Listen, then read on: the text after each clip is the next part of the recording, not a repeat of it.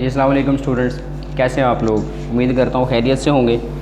आज हम chapter number 1 का introduction to biology, 9th class का chapter number 1 introduction to biology का लेक्चर नंबर 6 डिस्कस करेंगे।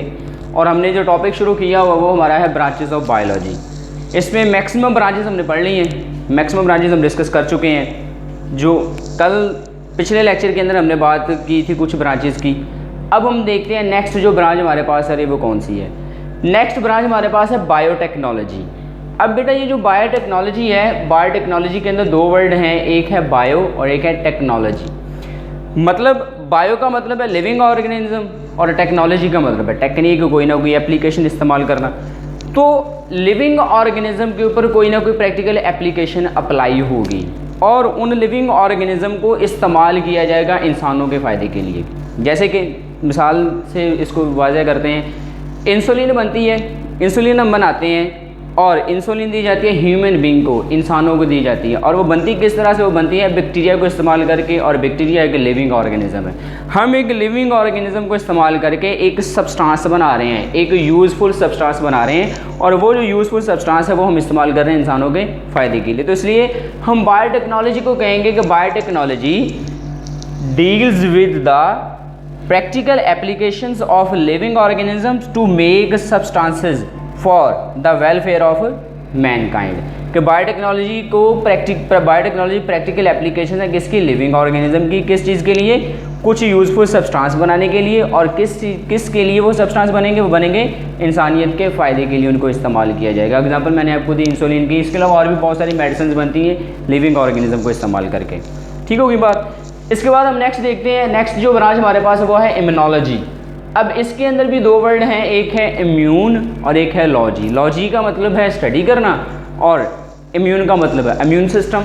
तो इसको हम कहेंगे स्टडी ऑफ इम्यून सिस्टम। अब बात ये आ जाती है कि ये जो इम्यून सिस्टम है, इम्यून सिस्टम क्या चीज़ है, इम्यून सिस्टम हम किस चीज़ को कहते हैं। इसको उर्दू में कहा जाता है मदाफ़ाती निज़ाम। हमारे जिस्म का जो मदाफ़ाती निज़ाम है, अगर कोई भी माइक्रो ऑर्गेनिज़म हमारी बॉडी के अंदर जाता है और हमें किसी किस्म का कोई भी नुकसान नहीं होता, बैक्टीरिया हमारी बॉडी के अंदर क्या, हमें डिजीज़ नहीं हुई, इसका मतलब हमारी बॉडी का जो मदाफ़ाती निज़ाम था, जो इम्यून सिस्टम था, उसने उसको ख़त्म कर दिया, उसने उसको मार दिया। ठीक है, तो उस इम्यून सिस्टम की जो स्टडी है उसको हम कहते हैं इम्यूनोलॉजी। और इम्यून सिस्टम क्या है, इम्यून सिस्टम को हम कहते हैं the system which defend our body against invading microbe, invading का मतलब होता है घुस जाना, इन्वेड हो जाना, घुस जाना। इन्वेडिंग माइक्रोब, वो माइक्रो ऑर्गेनिजम्स जो हमारी बॉडी के अंदर दाखिल हो जाते हैं, जो हमारी बॉडी के अंदर घुस जाते हैं, जो हमारी बॉडी के अंदर चले जाते हैं, उनके अगेंस्ट हमारी बॉडी को जो प्रोटेक्ट करता है, जो सिस्टम हमारी बॉडी को प्रोटेक्ट करता है, उसको हम कहते हैं इम्यून सिस्टम। और इस चीज़ की स्टडी को हम कहते हैं इम्यूनोलॉजी। ठीक है, इसके बाद नेक्स्ट ब्रांच हमारे पास एंटोमोलॉजी। बेटा ये जो वर्ड एंटोमोलॉजी है, अगर हम एंटोमोलॉजी की डेरिवेशन देखें तो एंटोमोलॉजी का वर्ड दो वर्ड से मिलकर बना हुआ है। एक वर्ड है एंटोमो और एक वर्ड है लॉजी। लॉजी का मतलब है स्टडी और एंटोमो का मतलब है इंसेक्ट्स। मतलब study of insects is called entomology, study of insects is called entomology. अब इंसेक्ट्स की स्टडी में क्या किया जाएगा कि हम ये देखेंगे कि इंसेक्ट्स होते क्या हैं, उनकी बॉडी का स्ट्रक्चर क्या है, उनका हैबिटेट क्या है, वो कहाँ कहाँ पे रहते हैं, उनकी बॉडी के कितने पार्ट्स होते हैं, उनकी मॉर्फोलॉजी भी हम स्टडी करेंगे, उनकी फिजियोलॉजी भी हम स्टडी करेंगे, उनकी एनाटमी भी स्टडी करेंगे, ईच एंड एवरीथिंग, उनकी हर चीज़ स्टडी की जाएगी किसके अंदर, एंटोमोलॉजी के अंदर। तो एंटोमोलॉजी हम क्या कहते हैं, entomology is the study of insects. मतलब इंसेक्ट्स की हर एक चीज़ को स्टडी करने का जो प्रोसेस है हम कहते हैं एंटोमोलॉजी। यहाँ तक बेटा अगर आपका किसी किस्म का कोई भी क्वेश्चन हो तो आप क्वेश्चन पूछ सकते हो ताकि आप उसका प्रॉपर आंसर दिया जा सके। नेक्स्ट लेक्चर के लिए नेक्स्ट वीडियो देखिए। अल्लाह हाफ़िज़। अस्सलाम वालेकुम स्टूडेंट्स, लास्ट टाइम हमने 9th क्लास का बायोलॉजी का जो लेक्चर डिस्कस किया तो लेक्चर नंबर 6 था। आज हम लेक्चर नंबर 7 की तरफ मूव करेंगे और टॉपिक हमने शुरू किया वो है branches of biology. Next branch हम जो देख रहे हैं वो है फार्माकोलॉजी। अब बेटा ये जो वर्ड फार्माकोलॉजी है ये दो वर्ड से मिलकर बना हुआ है। यहाँ तक का जो वर्ड है ये है फार्मेसी से और दूसरा वर्ड है लॉजी का। लॉजी का मतलब है स्टडी और ये जो वर्ड फार्मेसी होता है, फार्मेसी का मतलब होता है ड्रग्स, मतलब मेडिसिन्स।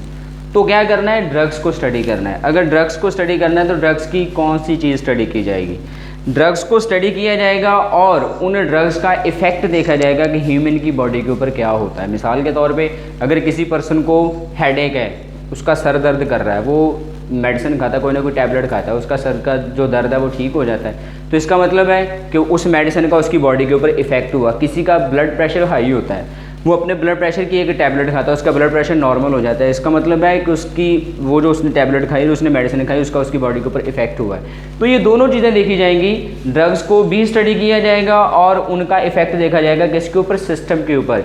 किसका सिस्टम, ह्यूमन बीइंग का, ह्यूमन की बॉडी का जो सिस्टम है, उन सिस्टम्स के ऊपर ड्रग्स का जो इफेक्ट है, उस चीज़ की स्टडी को हम नाम देते हैं फार्माकोलॉजी का।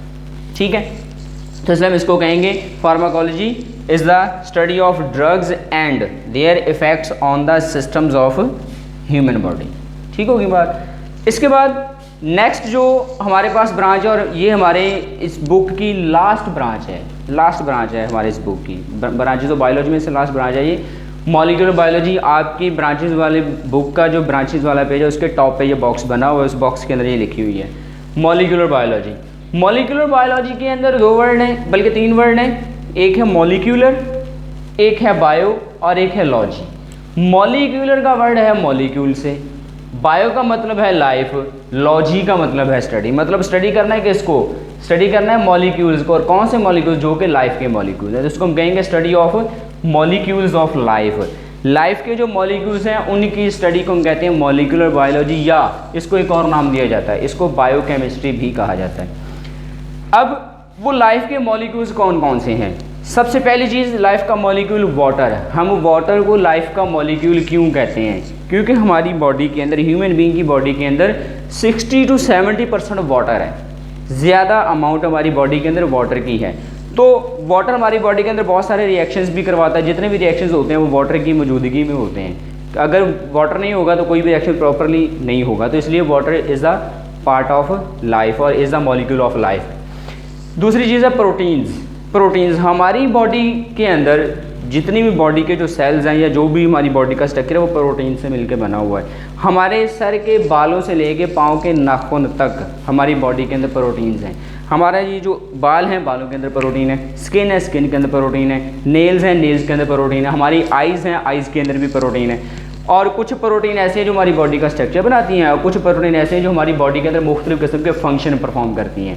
अगर वो स्ट्रक्चर बनाने वाली प्रोटीन नहीं होंगी तो स्ट्रक्चर नहीं बनेगा। अगर नेल की प्रोटीन नहीं है तो नेल नहीं बनेगा। अगर स्किन की प्रोटीन नहीं है तो स्किन नहीं बनेगी। अगर बालों की प्रोटीन नहीं है तो हेयर नहीं बनेगी।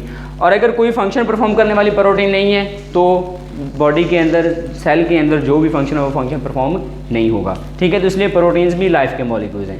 कार्बोहाइड्रेट्स जैसे कि ग्लूकोज, सबसे सिंपलेस्ट कार्बोहाइड्रेट ग्लूकोज है और हमारी बॉडी जितनी भी एनर्जी लेती है वो ग्लूकोज को तोड़ के लेती है। अगर ग्लूकोज नहीं होगा तो हमारी बॉडी को एनर्जी की अमाउंट कम मिलेगी और हमारी बॉडी की जो रिक्वायरमेंट है वो एनर्जी है। बॉडी के अंदर एनर्जी नहीं होगी तो बॉडी की डेवलपमेंट भी नहीं होगी, बॉडी की ग्रोथ भी नहीं होगी। ठीक है, तो इसलिए कार्बोहाइड्रेट्स भी लाइफ के मॉलिक्यूल्स हैं। लिपिड्स, ये जितनी भी हम ये जो चिकनाई वाली चीज़ें खाते हैं वो सारे के सारे लिपिड्स होते हैं और इसका सबसे जो मेजर रोल है लिपिड्स का, हमारे जो सेल्स होते हैं, सेल्स की जो मेम्ब्रेन होती है, मेम्ब्रेन की फॉर्मेशन में वो जो सेल की जो कवरिंग होती है और सेल की कवरिंग के अंदर, सेल की बाउंड्री बनाने के अंदर इन लिपिड्स का रोल होता है। हम क्या कहते हैं, हम कहते हैं कि cell is the basic unit of life. और सेल क्यों मौजूद है, जब तक सेल की बाउंड्री है तो वो सेल मौजूद है और सेल की बाउंड्री बनाने में इस लिपिड्स का रोल होता है। लिपिड्स नहीं होंगे तो वो सेल की बाउंड्री नहीं बनेगी, सेल की बाउंड्री नहीं बनेगी तो सेल भी एग्जिस्ट नहीं करेगा। सेल के अंदर जो भी कुछ भी होना वो प्रॉपरली परफॉर्म नहीं होगा। ठीक है, न्यूक्लिक एसिड्स। न्यूक्लिक एसिड्स 2 तरह के होते हैं, एक होता है डीएनए और एक होता है आरएनए। डीएनए तो जेनेटिक मटीरियल है।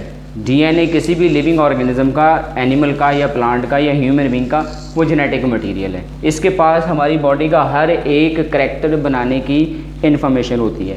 और ये जो आरएनए है, ये आरएनए भी कुछ लिविंग ऑर्गेनिज्म का ये जेनेटिक मटीरियल है और हमारी बॉडी के अंदर डीएनए से आरएनए बनता है, फिर वो आरएनए जाके स्पेसिफिक किस्म के प्रोटीन बना देता है। कि हमारी सेल ने कोई भी प्रोटीन बनानी है वो डीएनए से पहले आरएनए बनेगा, फिर जाके कोई ना कोई प्रोटीन बनेगी। ठीक है, तो इसलिए these are also the molecules of life. DNA नहीं होगा तो सेल को जो इंस्ट्रक्शन मिलनी है वो इंस्ट्रक्शंस नहीं मिलेंगी।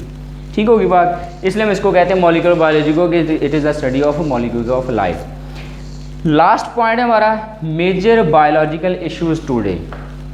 इसका पुत्र आपके ब्रांचेस वाले पेजेस के लास्ट पे टॉपिक, लास्ट पे बॉक्स बना हुआ होगा मेजर बायोलॉजिकल इश्यूज टुडे। सबसे पहला जो आजकल का जो इशू वो है ह्यूमन पॉपुलेशन ग्रोथ। ह्यूमन मतलब पॉपुलेशन पूरी दुनिया की डे बाय डे क्या हो रही है, इंक्रीज़ हो रही है, जिसकी वजह से कैपेसिटी कम हो जाएगी, ज़मीन के ऊपर रहने की जो कैपेसिटी वो कम हो जाएगी।